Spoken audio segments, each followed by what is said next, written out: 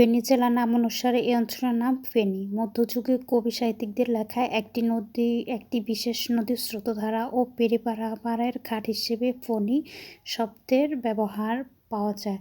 পরবর্তীতে ষোড়শ শতাব্দীর সময় কবি কবীন্দ্র পরমেশ্বর পরাঘলপুরের বর্ণনা উল্লেখ করেন ফণী নদীতে বেষ্টিত চারিধার, পূর্বে মহাগিরি পাড়া নাহি তার।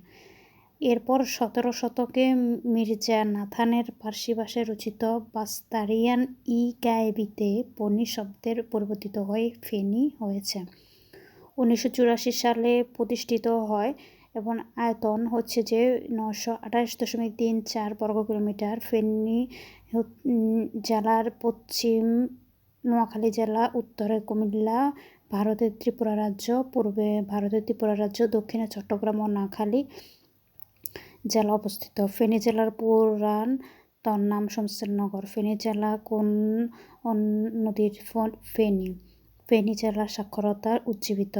ব্যান্ডিং হচ্ছে পঞ্চনদীর মুহুরী বাঁধ। ফেনী জেলার আশীর্বাদ 2 নং সেক্টরের অধীনে ছিল। 5টি উপজেলা: সোনাগাজী, পরশুরাম, ছাগলনাইয়া, দাগনভূঞা, ফুলগাজী।